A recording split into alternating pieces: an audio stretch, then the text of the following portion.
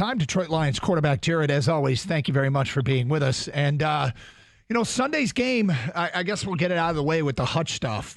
Such a great performance, yet it felt like it kind of cast a pall over what happened. How do you as a team make sure, you don't want it to hurt you long term. How do you process that injury when the team played so well? Yeah, it's hard. It really is. Hutch is as important to our team as anybody, and the type of guy he is, the type of teammate he is, the type of player he is. Obviously, the year he was having was helping us tremendously. You're never going to be able to replace him. You can't. But having guys step up in his place and make plays and do their own thing is what's going to be most important moving forward. And it sucks for him, and it sucks that he has to go through this. But if I know him as well as I think I do, he's going to come back even stronger and going to be even better. Well, you just mentioned something about guys having to step up. You have a unique perspective. You go against this defense. You see guys like Mitchell Agude like every day, and then players that we never see. Is there a underrated player on the practice squad or that's on the defense every day that you're like, this is a guy that I know can give us more that maybe we out here aren't as aware of? Yeah, there's a bunch of them. And again, I don't think you're not going to have someone step in that's going to be getting the type of production he was doing. It's just he was at the top of the league. It doesn't really exist anywhere else. So you're going to try to find it in different ways, and it's going to be more than one guy. It's going to be a multitude of guys. It's going to be guys that were already in there stepping up and playing even better. It's going to be the secondary, having to step up, and us on offense having to, do more as well. So it's a multitude of things. It's not going to be one guy, and he's a hell of a player for us, Hutch is, and it's tough to lose him. An injury like that leads to a lot of trade talk, and one thing that we seem to be able to glean out of this regime is that football character matters. Do you notice it when new players come into the locker room that they emphasize the football character and the professionalism? Oh, yeah, totally. I think more than anything, they bring in guys who love the game and who want to play and who are typically unselfish. And, even the guys that, are on the practice squad that may only be here for a few weeks to get picked up elsewhere. Like, you can tell right away, like, okay, this guy practices hard. He loves football. He wants to be here. And they kind of just bring one after another in like that. One of the aspects that Hutch clearly has is leadership, and losing that leadership is tough. But you guys are chock full of players on this team that look like they're leaders. Alex Anzalone's certainly on the defense, you on the offense. Can you talk about how important leadership is with this team, even with him out? Yeah, certainly. That's a good point of that we do miss as well, not just his play on the field, but he's a dang good leader, and he leads by example in the way he practices and just does everything right. And, again, having other guys that are going to have to fill those shoes a little bit. And, whether it's already the guys that are in place as captains and leaders doing a little bit more, or guys that haven't had that role yet having to step into that. One of the examples that I look at when I see leadership, what happened after the game when Dan Campbell gives you the game ball and you gave it right back to him and gave your reasons why, and I thought it was pretty awesome. Who influenced you in becoming a leader, and who did you most learn from about leadership? Oh, that's a great question. I've just tried to learn, and as I've gotten older, and I think mostly when I've gotten to Detroit since the trade is when I've been able to kind of come into my own as a leader. And obviously seeing Dan do it, he's as good as I've been around as far as reading the room and knowing when to push, when to pull. So I've learned a ton from him. There's a ton of guys on our team right now. Panay is a great leader. I think Saint leads incredibly well. Anzalone, like you mentioned, Decker, Frank. Like, we got a ton of great leaders. David, obviously, it's hard to continue to list them, but I try to learn from those guys every day and try to get better. And it's an aspect of my game, my career that I've been intentional about in the last 4 or 5 years. There's a saying I've heard offenses say that when a game is over, we left a lot of meat on the bone. I don't feel like you left a lot of meat on the bone Sunday in Dallas. I felt like you guys capitalized, and Ben Johnson's game plan seemed to be savage. Like he was sending a message. What was your take on that?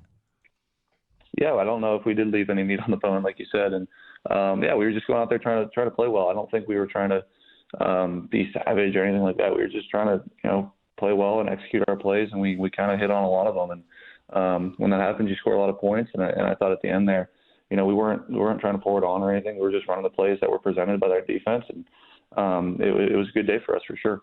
All right, because Doug and I both kind of looked at each other and said, this is interesting. So now that the game's over with, right? And we know that each game, it matters like as much as the next game, right? But Can you admit the Dallas game meant a little bit more? I mean, Ben Johnson's throwing out plays for offensive linemen. Penei Sewell is catching, a lateral, and he's diving into the end zone.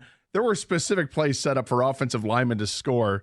That has to be in retaliation of last year. Retaliation of what? For the referees making a mistake? Like yes. we weren't trying to prove them. Like it was just we were just trying to win the game. And the play to Decker, there may have been a little tongue in cheek there, but like it was part of the game plan that we thought was going to work. We wouldn't have ran it if we didn't think it was going to work.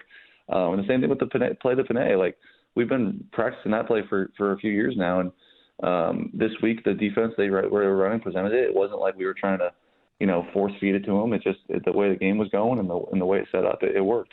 Well, one thing we love seeing Penei Sewell involved in the game plan. We've seen him do some other plays, lined up wide, whatever. He's fun to watch. Is he the best athlete on the team, or is he just out to prove that he should be considered the best athlete on the team? He might be the best athlete in the league. Pound for pound, you find somebody that runs like that can move like that has a little bit of wiggle like he has, and he's as good as I've ever seen.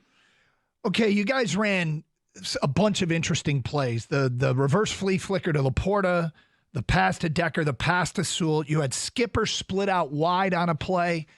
Any nicknames or what these plays are called that you can share with us? Because we've learned a lot. Now you guys really have fun. This is becoming fun. This is what you name these plays. Is there any you can share with us? Sure. So the play that we ran to Sam, we ran last year against Carolina, if you remember. Yep. And that play is called Boilermaker. And it is called Boilermaker because David Blau ran it in college. And that's what they called it in college. Okay. How about the one to Sewell?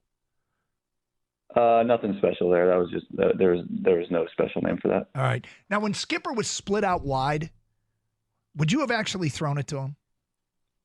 He's a part of it, yeah. I mean, I threw it to him last year against Carolina. Like, he's a part of the read. He's number 4 or 5 on the read, but you can get there if the pocket allows and everyone else is covered. He's definitely a part of it. How do you keep your composure in the huddle when the play comes through your helmet from Ben Johnson? And you got to bark it out to the team.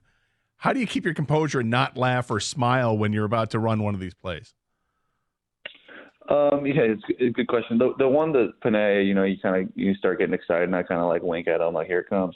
But everything else, to be honest, was part of stuff that we've done before, and they're not plays or play calls that are any bit more exciting. They're just plays that we have to execute, to be honest with you. And the one that Penei is fun, and we were kind of waiting for that one to come up for a year or two now, and sure enough, there it was. But other than that, it was all just standard operating procedure. J-Mo's been great. But when he dropped that pass, did you guys intentionally go back to him and say, all right, let's get this out of the way. Next play's coming to you as well? Ben may have. I haven't asked him that. But, I think that's been one of the biggest parts of J-Mo's game that has gotten so much better is he doesn't dwell on those mistakes, at all really anymore. And he's very, very strong-minded in that way. Where I'm like, dude, you're going to drop a ball. Like, it happens to everybody. I'm going to make a bad throw. I'm going to throw an interception. You're going to drop a ball. And I think in his younger years, he was so hard on himself about it. And to see him come back, and I had a pretty good feeling that ball was going to go to him on the next play. And to see him come back and make a really good catch on not a great throw, and it was good to see. You can answer this question. You're more qualified than anybody. Is this year's offense better than last year's offense? I'll tell you in like 12 weeks. How about that? I don't know. It's week 5. About 3 weeks ago, you guys said that we were, maybe one of the worst in the league. We couldn't score in the red zone. Remember all that? So, yeah. I don't know. We'll see as the weeks go on. All right. Well, look, it's hard to imagine the offense can be better than what you guys have played the last couple of weeks, and yet it seems like Laporta and St. Brown really have yet to have their number called like it was last year. Can you guys be even more explosive offensively? I think so. Yeah, I do. I think, just continue to get everyone involved. And I think that game was kind of representative of what we can do if we're hitting on all cylinders. But, yeah, I think there's more there, with Saint obviously not getting as many touches this past game. And, Gibbs has that ability to be explosive as well. We weren't able to, kind of get him on too many big plays down the field or anything like that. But, yeah, there's a ton left out there. We got so many great players. Our offensive line is so great. I like to think I'm pretty accurate in getting it to them, and I think we can continue to grow. Tim Patrick is looking like another Brad Holmes special. Guy claimed off waivers that you guys turn into a very useful player. You got to be pretty excited about his emergence.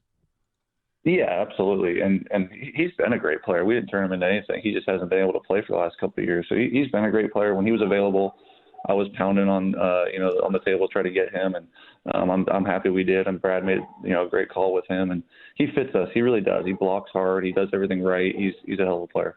How impressed are you with David Montgomery's running style?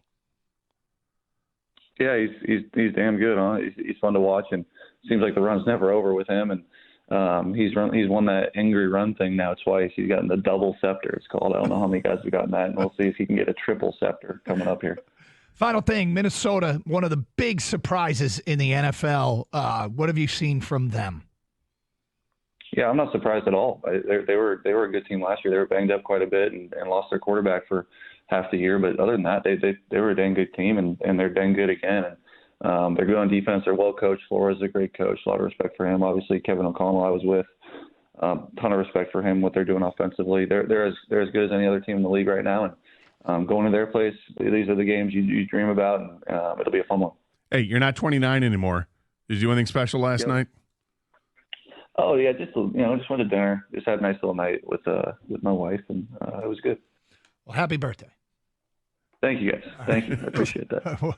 We'll see you and talk next week. Good luck at Minnesota.